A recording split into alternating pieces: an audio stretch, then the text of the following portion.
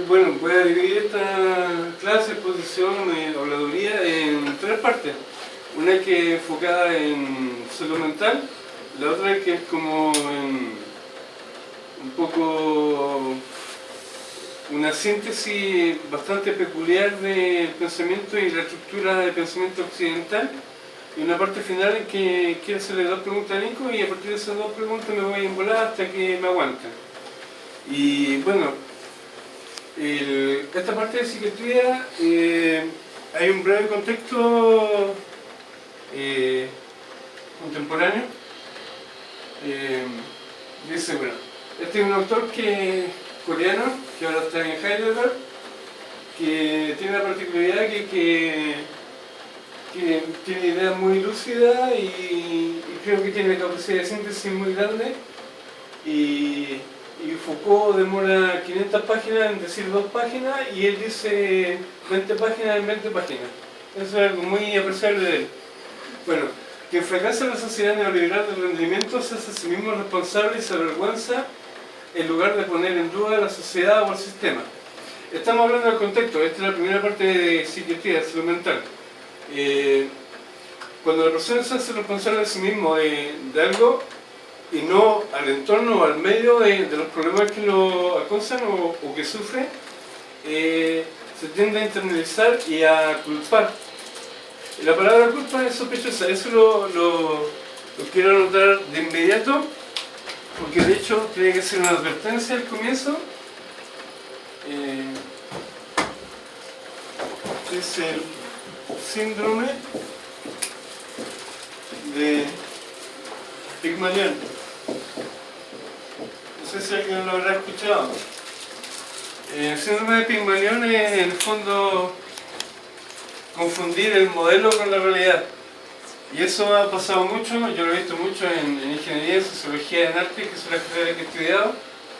Y voy a andar un poquito en eso, lo voy a hacer muy breve y después sigo.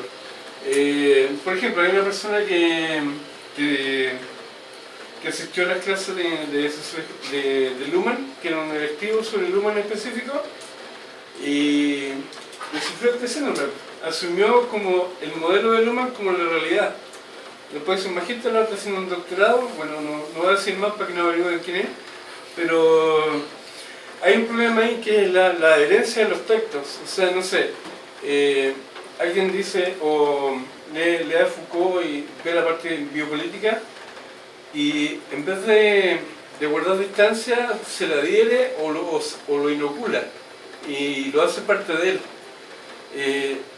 La idea para mí también es, que no está muy relacionado con esto, pero es crear una distancia suficiente para que eso no se te adhiera, pero sí producir una crítica para crear algo nuevo.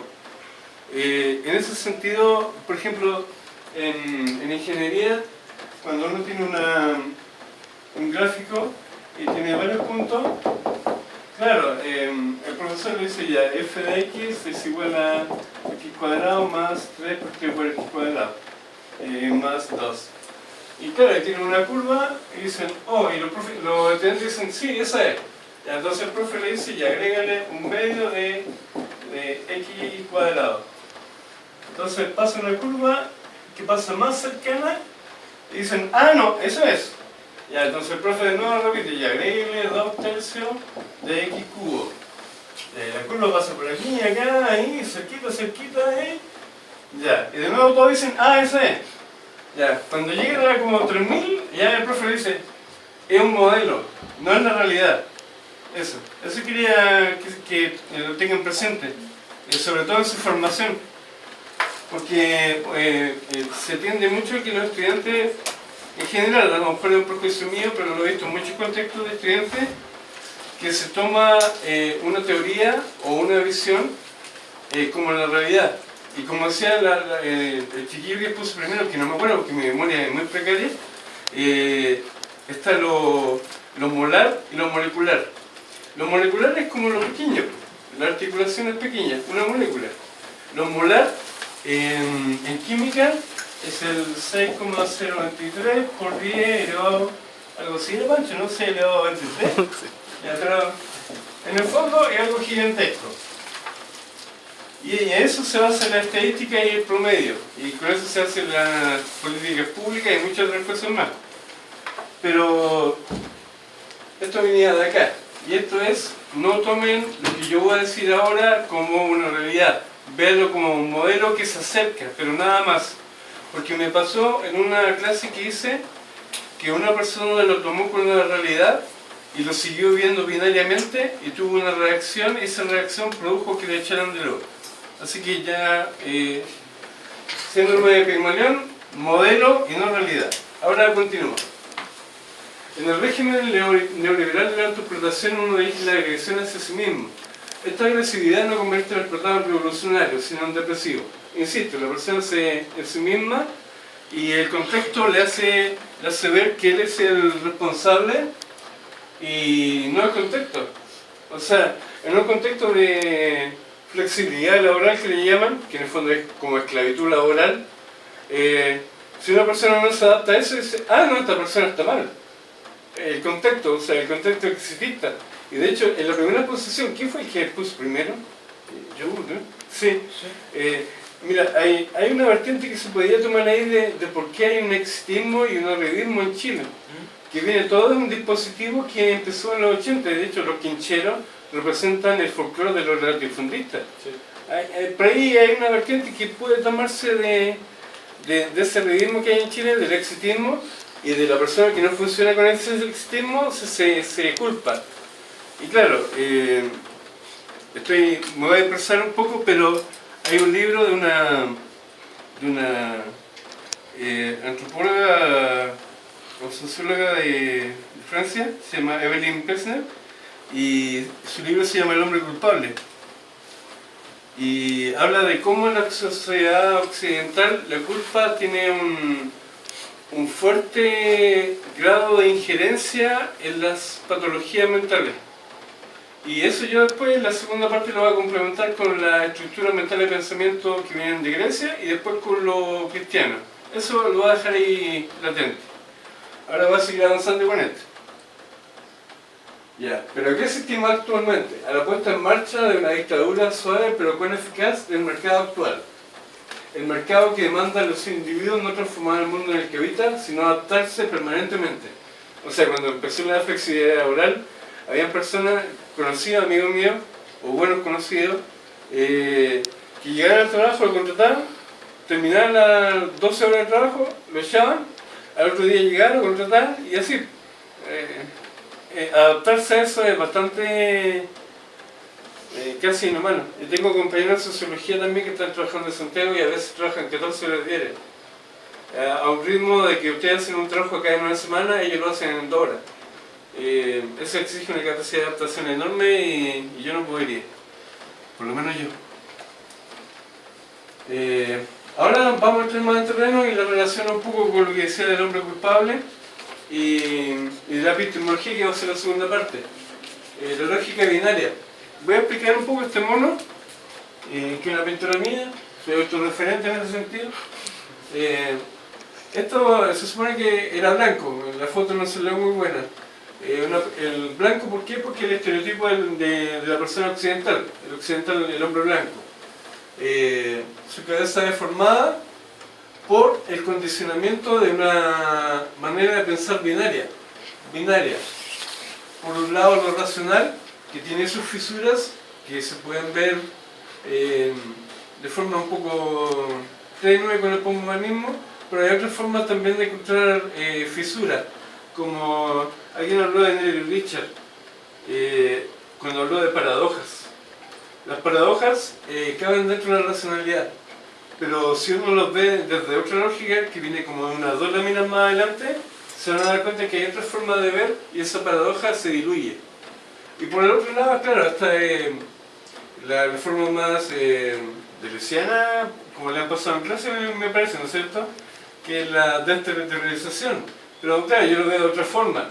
En el fondo, cuando uno tiene uno desarrolla su idea, su creatividad y su especie de fundamento que va variando en el tiempo, porque un ser es un ser que se modifica y aprende, y si uno aprende, se modifica.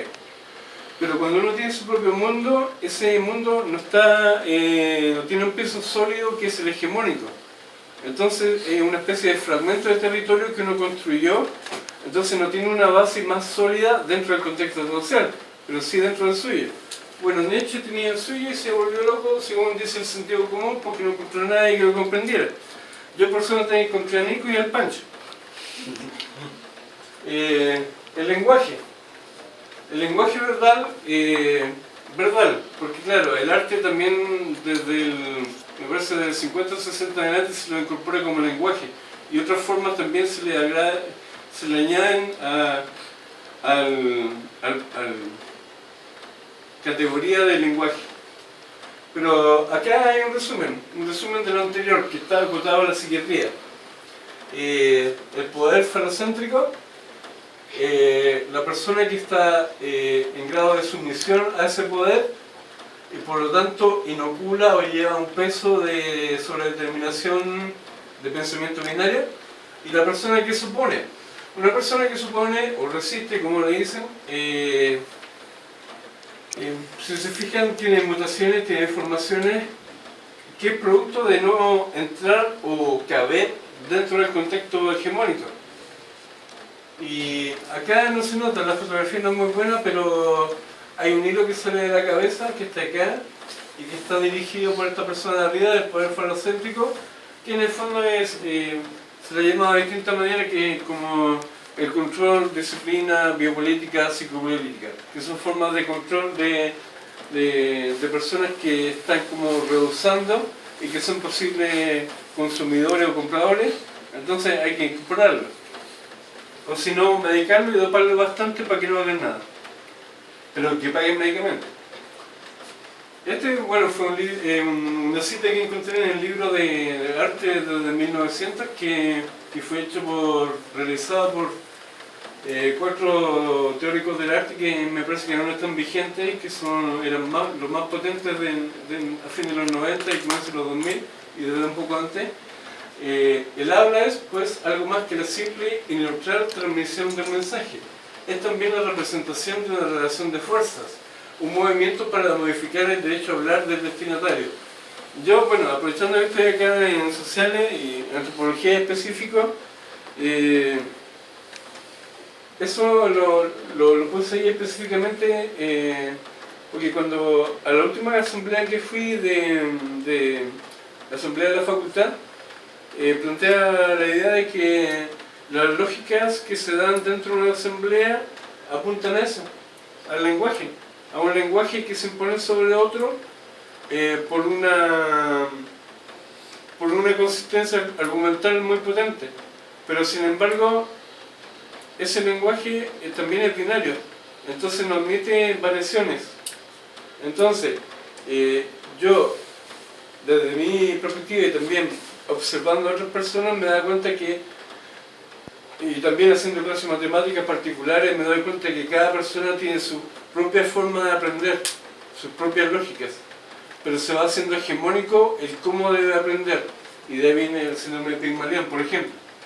Pero a lo que voy es que en la asamblea hay una sola forma de hacer, habiendo muchas posibilidades, no sé, incorporar teatro, música o otra forma, o la distribución de la sala. Si se fijan, claro, podríamos hacer un círculo acá, pero el espacio está estructurado para que esto sea lado acá, binario. O sea, binario lo llamo ya de una síntesis, porque un cuadrado es el producto de un lado por otro, o sea, dos lados. Bueno, este está en inglés, hice trampa porque lo tenía en castellano, pero esto lo envié a un concurso, lo gané, pero acá estamos dentro de la lógica binaria. Si se fijan, la persona está enmarcada dentro de ese contexto de pensamiento o estructura mental. Esa estructura mental, si se fijan en la persona, de su cerebro, la razón, sale una especie de paradoja. Solamente escribí, bueno, en español son 7, solamente escribí 7 palabras, 4 más 3. Algo que no... hay que darle vuelta un poco, pero se van a dar cuenta que es una forma de que el condicionamiento binario hace o produce ideas que son leves desplazamientos. En arte hablan mucho de desplazamiento, pero no son más que eso, y se mantiene la lógica binaria. Y frente a eso, claro, yo tengo dos alternativas que son las que yo encontré, insisto, síndrome de Pigmalión. No lo tomen como la cosa en sí, sino como un modelo de acercamiento. Primero, la lógica difusa, que es un modelo matemático que en el fondo habla de que hay grados. Lo voy a dejar así nomás, grados. En el fondo, cuando una persona está sana o enferma, eso es el binario. Pero una persona que tiene esquizofrenia, que es llamada enferma, y acá está lo sano, en lo binario, si esa persona logra un grado de remisión o de mejora, el sistema binario sigue siendo enfermo. Pero en la escala de grises, blanco en negro, esa persona de la enfermedad, bueno, voy a tomar como negro enfermedad, es peyorativo, pero se desplaza hacia acá. Y no necesariamente está en el mismo grado de enfermedad que el esquizofrénico, que está con mayor grado de deterioro. Entonces, tener presente que hay grados, o que uno se puede desplazar o mover dentro de ese rango, ayuda mucho a salir de ese binario. Voy a no andar mucho con lo binario porque eso viene más fuerte ahora. Bueno, los referentes de lo binario. Primero, acá está Foucault y después viene Lévi-Strauss.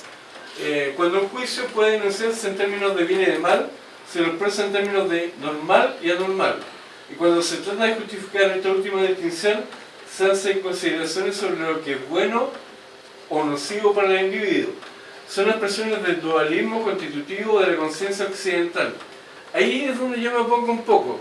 Yo no creo que sea constitutivo. Yo creo que hay una especie de construcción de estructura mental que viene desde una herencia y una formación y que está acá en todos lados, o sea, en las paredes, todo ayuda a que haya una dicotomía o binaridad. Y en la lámina siguiente, claro, tenemos a alguien un poco más antiguo que es estructuralista, corriente que ya pasó como de moda, pero se siguen tomando ciertas cosas. Lévi-Strauss, que del libro Antropología Estructural, ustedes hacen antropología, ¿lo vieron ese libro? Claro.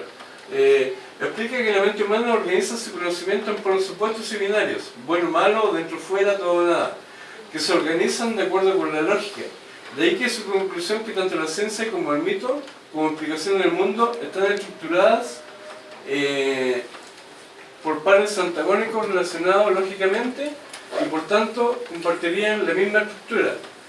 Y la misma estructura solamente que aplicada a diferentes cosas. Insisto, esa lógica estructural mental lo voy a abordar en la segunda parte.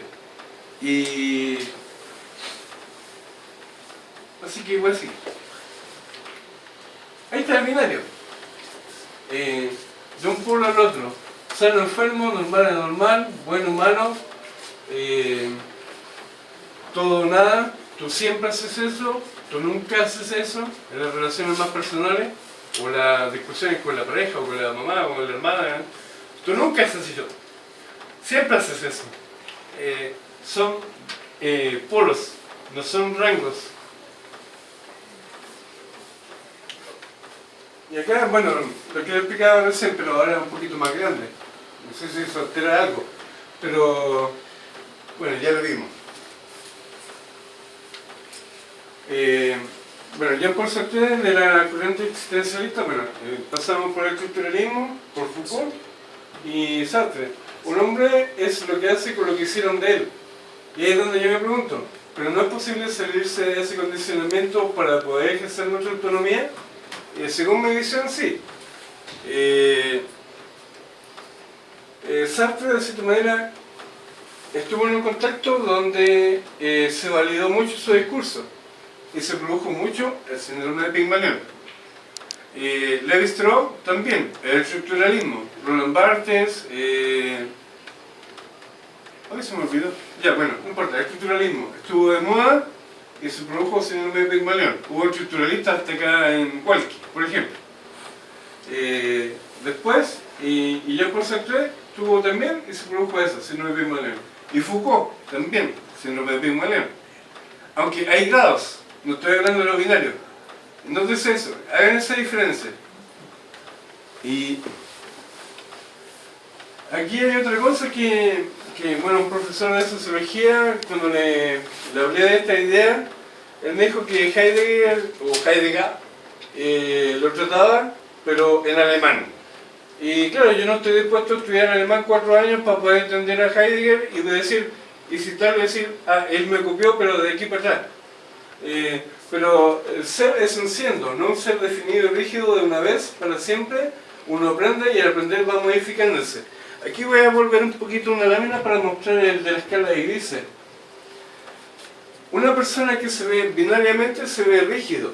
Yo he visto muchas veces en contextos más o menos de, acá le podrían llamar burgueses o de cierto estatus, que las personas, sobre todo más jóvenes, de 24 hacia adelante, incluso ya hasta de 60 lo he visto. Yo soy así en todas partes, soy igual. Horrendo. O sea, esa persona no aprende, no se modifica, no cambia. La misma persona en todos lados. Entonces, yo voy a ser así hasta que muera. Horrendo, no aprendo nada. Cuando yo aprendo, me desplazo, me modifico. Y si me modifico, dejo de ser algo rígido para ser algo que se va mutando, que va aprendiendo, se va modificando. Y ahora vuelvo a la lámina en la que estaba. ¿Qué me encuentro? Bueno, este ya es un texto mío, creo, no sé. Lo voy a leer de acá, disculpa, sorry, pero aquí, para no tapar. La lógica binaria fija y limita las posibilidades del desarrollo de la persona, al establecerla en un momento definitivo y para siempre, la rigidización binaria. Por eso el estigma, y aquí viene lo de psiquiatría, porque esto es una exposición de psiquiatría y después viene la segunda parte. Pero por eso el estigma, pese a que la persona haya logrado un alto grado de remisión, sigue siendo estigmatizada, lo que le hablaba del desplazamiento. Pero sigue siendo estigmatizada. O sea, yo he visto personas que han logrado remisión completa, han abandonado los medicamentos y están muy bien, pero sigue siendo el loco de la familia. O sea, ¿qué tiene que hacer? Ya. Porque el contexto es binario. El contexto hegemónico es binario. Esta forma de pensar binaria mantiene y prolonga indefinidamente a una persona en un cierto prejuicio, en una forma de ser, sin darle la posibilidad de modificarse. Aquí voy a dar otro ejemplo. Por ejemplo, cuando ustedes conocieron a alguien y una persona se mandó un condón, una quedada, y ustedes dijeron, ah, este loco es así. Entonces cada vez que lo encuentran, van a pensar, se van a acordar de lo que hizo, y lo van a categorizar. Y estereotipar en esa categoría. Pero no hay posibilidad de que esa persona haya aprendido o haya modificado su actitud o su conducta. Claro. Aunque puede que no. Pero hay que dar la posibilidad de la duda. Pero ¿acaso no somos seres que podemos cambiar o modificar nuestra forma de pensar? El neoliberalismo tiende a la homogeneización. Hay una profe que me decía que, claro, ahora no es tan homogénea. Claro, yo le diría que sí, es homogénea, pero hay muchas islas de homogeneidad. No es que haya una homogeneidad total como la emancipación en el tiempo de anarquista, que pretendía una emancipación global, sino más bien hay una homogeneización particular, o sea, de grupos, como más tendiente a lo molecular. Lo que nos ayuda a apreciar y valorar las diferencias como forma de libertad y de posibles modificaciones de nuestro entorno. Esa rigidez limita la posibilidad de acciones en la modificación. Diferencia. Esa diferencia es lo que aporta. O sea, de repente cuando a ustedes les pasen el contexto o algún teórico, no se lo digan. Guarden distancia y traten de ver qué de diferente ven ustedes en ese autor. Porque claro, cuando a mí me pasaba en Aluma, yo le encontré como 7 críticas. Y le pregunté a una profe y el profe como que se sentía un poco mal porque claro, la jerarquía profe-alumno exige que el profe no quede pillo. Así que después las preguntas a todos los profes se las hacían en los breaks. Porque dañaba su estatus. Claro, pero el chiquillo ese del síndrome de Pigmalión de Luma le encontró una que fue la que encontró en internet, que es la habitual de Maturana, que es la crítica que le hace Maturana a Luhmann. Pero en fin, eso no viene el caso ahora. Disculpa, ¿te podemos interrumpir de repente o prefieres seguir hasta que llegue a un punto y después...? Acabo de hacerlo. ¿Sí? ¿Puedo continuar haciendo esto? Sí. ¿Sí? ¿Y los cabros a lo mejor? Sí, o sea, sí. No, de hecho, me parece que había una cita que decía que Foucault se angustiaba porque cuando terminaba la clase venían todos a buscar los pendas y nadie le preguntaba nada. Y yo no me comparé con Foucault, pero es la sensación similar de que, claro, me están mirando, pero démosle, sí, bueno, ustedes pueden, dale. Ya. Sí, no le rezaga. Ya. ¿Cómo entendemos esto? Bueno, esto está dentro del dualismo que viene como en la segunda parte. Lo voy a explicar de acá. Lo del video es una estrategia, lo voy a contar después porque, o si no, tengo que editarlo. Acá está la persona con su, el icono de la racionalidad para mí, o representación, es el cerebro, que tiene una racionalidad muy pesada sobre él y que lo deforma y lo mantiene sumergido. Esta forma, claro, no es que sea una forma patriarcal de representar, sino que veo que el deseo yo lo represento en el cuerpo de la mujer. El deseo estereotipado, sí, claro, porque la publicidad la publicidad, en los medios, la propaganda, en cualquier lado, la mujer es el cuerpo, no el espíritu o la unidad o otra cosa que voy a hablar más adelante. Lo voy a anotar aquí, ustedes me recuerdan cuando hable de unidad, que es importante. Y esta es la segunda parte. Me acuerdo de eso y de este cuadro cuando se hace, ¿ya? A mí se me va a olvidar. Y claro, la persona racional está en constante fluctuación de su deseo, pero esta racionalidad lo limita, lo coarta.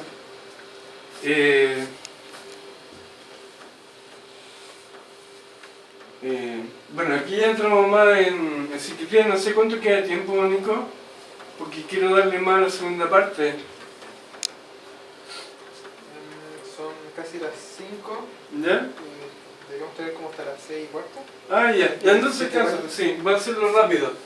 Esto ya es más específico de salud mental. La idea de que la psicosis es una enfermedad para toda la vida tiene su origen en los inicios de la psiquiatría y sigue siendo aceptada por muchos profesionales de salud mental contemporáneos. Para toda la vida, crónica. Eso viene de hecho, Emil Kraepelin, el primer psiquiatra del siglo XIX que introdujo el concepto de esquizofrenia. Aquí Bentham se equivocó, no es Kraepelin, Bredler. Opinaba que la enfermedad era degenerativa.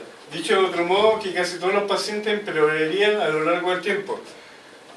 Esa visión cronificante se mantiene en psiquiatría y las personas psiquiatrizadas le dan medicamentos de por vida. Aquí hay algo importante que no sé si viene en la próxima lámina, que es la relación con lo siguiente, con el siguiente texto. Bueno, aquí sigue. Un motivo por el que algunos profesionales de la salud mental siguen manteniendo esta visión pesimista es que se les enseñó a pensar así durante sus años de formación. Por eso iba con el síndrome de Pigmalión. Cuando a usted le pasan algo, guarden distancia crítica. En medicina, los locos absorben, inoculan, introducen, lo asimilan, se adhieren, no hacen crítica. Y cuando tú debates con un psiquiatra, el psiquiatra te dice yo soy científico y te pone cierto argumento y están limitados no están limitados, pero tiene un rango acotado de acción, entonces no le puede explicar que hay otras visiones más, no tan biologizantes, sino psicosociales, y sobre todo sociales. ¿Puedo hacer una pregunta? ¿Sí? Lo que pasa es que yo tuve una psicosis hace Ya. varios años atrás. Ya. Y me empezaron a dar mis primeras pastillas y tuve como un año regularmente con las pastillas. Ya. Y de repente me pasó como, no sé, despertar diciendo algo parecido a todo esto, que chuta, las pastillas en realidad algo malo me están haciendo. Claro. Así que las dejé de golpe. De golpe, Pero- el efecto rebote. Pero pasaron como 2 o 3 meses y fue de nuevo incontrolable. Sí, claro. Incontrolable. Y después Sí. fue peor, de hecho. Sí, de hecho hay una página que O sea, bueno, no, dale, sí, no he terminado. No, sí, eso, en realidad fue sí. peor. Hay una página, hay un colectivo que se llama Microspray, donde está Sacha Armas, que vino a hacer un tema, y estuvimos juntos un rato. Estábamos alojando en la misma casa, así que compartimos harto. Ellos sacaron un manual, que es un manual de unas 60 páginas, donde participaron personas psiquiatras de la corriente de la psiquiatría crítica, y en el fondo era cómo dejar los medicamentos. Y te dan miles de consejos y cada persona tiene su diferencia y particularidad. Entonces depende de cada persona y según su cuerpo y su estado. Y lo que siempre recomienda es que sea muy gradual y muy lentamente. Las benzodiazepinas, por ejemplo, el clonazepam o el Rivotril, requieren un periodo de 2 años a veces y a veces más de 10 años. Pero, Es muy gradual. pero ¿sabes qué? Me ha dado 3 veces, de hecho, ¿Ya? aquí tú van a saber, por eso no vine a clase. Ya. Pero no fue tan fuerte la tercera vez porque yo creo que algo parecido a que lo asocié a otra cosa. Tenía como una idea en la cabeza que la llevé como a la práctica, como que si fuera la realidad. Ya. Y estuve menos de lo que antes había estado y fue mucho menos fuerte. Estuve hospitalizado, sí, Ya. pero no reboté con una depresión, por así decirlo. Yo tengo trastorno bipolar, lo que dicen. Claro. Y no me rebotó tanto, al encontrar como una especie de modelo al que aferrarme. Sí, eso ayuda. O sea, de hecho, esto de la lógica difusa termina con una especie de conclusión o un cierre. Pero hay personas a que sí les resulta esto de la lógica difusa porque les baja un peso enorme encima. Hay otras personas no, y eso lo vamos a ver más adelante. Pero si quieres conversamos después de la clase en profundidad, si quieres. Sí. Mira, esto lo leí, ¿o no? Ah, ya. Un motivo, no, sí. Hasta ahí llegué, porque ahí le hablé del síndrome de Pigmalión. Otro motivo es que tiende a recordar a aquellos pacientes con dificultades más persistentes que por lo tanto necesitan un tratamiento continuado. Claro, porque se quedan pegados con alguien que lo vean frecuentemente, alguien que ven una vez o 2 veces y listo. Los afectados que experimentaron episodios breves y desaparecieron de la consulta sin necesidad de ayuda adicional pueden ser olvidados rápidamente. Aquí hay un punto importante que a lo mejor no van a ver la relación directa, pero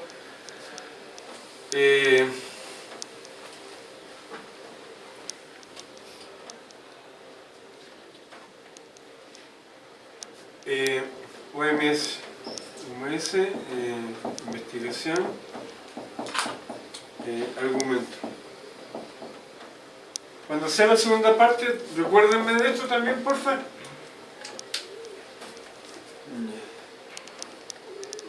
No es relevante ahora. Esto también es relevante. El año 2001, el informe de la OMS, la Organización Mundial de Salud, elaborado en 18 ciudades, revelaba que el porcentaje de recuperación de 15-25 años más tarde era del 48%.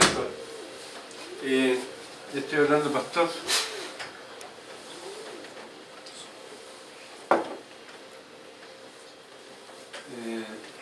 Eso ya es estigma, y como estamos en el antrópono. Mira, aquí hay otra cosa importante, que es cuando le hablaba de lo molecular y lo molar, que en el fondo, para aterrizarlo y hablarlo en el propio lenguaje, la idea es, cuando ustedes pasan una materia y quieren comprenderla más fácilmente, transformen los conceptos que están ahí a su idea.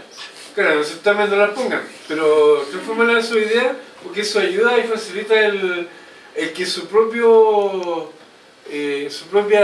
vitalidad, su propio pensamiento se mantenga sin que la universidad después de 6 años le arrase su capacidad de creatividad. Si bien la etiqueta puede ser en cierta medida facilitar la comunicación entre los profesionales de la salud, porque claro, si no hubiera etiqueta, existirían tantos casos o personas que asisten al psiquiatra, entonces debería haber medicamentos por cada persona que existe. Produce la depolarización de la persona, quien además comienza a comportarse cada vez de acuerdo al rótulo, es decir, lo adapta como un elemento que forma parte de su identidad. Esa es la especie de autoestigma. Creo que igual eso no viene mucho al caso, pero sí lo de la etiqueta, que también es importante. Etiqueta que está relacionado con la categoría o categorizar, que se tiende mucho en las ciencias sociales, categorizar, y esto está relacionado con lo molar y lo molecular. ¿Por qué? Cuando ustedes categorizan a alguien y le dicen, esa persona es un borracho, o los perrones son ladrones, o al categorizar, al poner un nombre, ya están rigidizando algo. Lo había mencionado un poco antes de otra manera. ¿Se acuerdan que había dicho algo del estereotipo, que uno se queda pegado con ese estereotipo y cuesta modificar el estereotipo que uno tiene de otra persona? Está relacionado con esto, principalmente el categorizar. Pero el categorizar es una necesidad mental también, de ahorro de energía mental.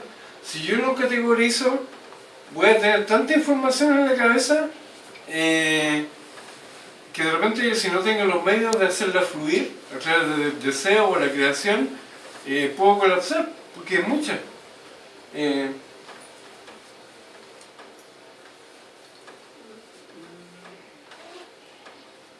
Bueno, eso no.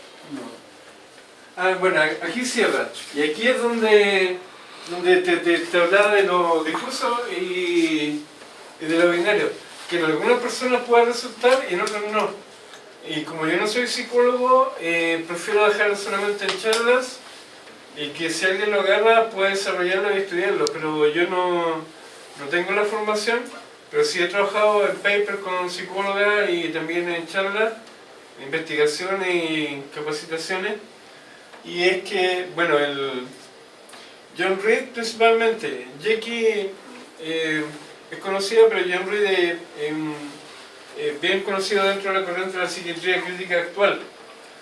Él en un libro que tiene, que parece que le pagaban por cantidad de palabras, porque en 50 páginas dice dos cosas, él hizo un estudio con psiquiatrizados y trabajó directamente con ellos. Entonces le preguntó, ¿qué función para ti cumple la psicosis? No le preguntó al psiquiatra ni a la familia, le preguntó a él. 1, 2, 3, 4. En esa pregunta fueron 5 personas. El estudio fueron con 15, pero en esa pregunta en el libro aparecen 5. Moama, ¿fue una cura milagrosa para mi depresión o algo así? El caso es que no he vuelto a padecerla. O sea, la psicosis le ayudó a no padecer más depresión. Volvamos a lo binario, blanco y negro. De aquí pasó a acá, o de acá pasó allá, binariamente. Esa función cumplió.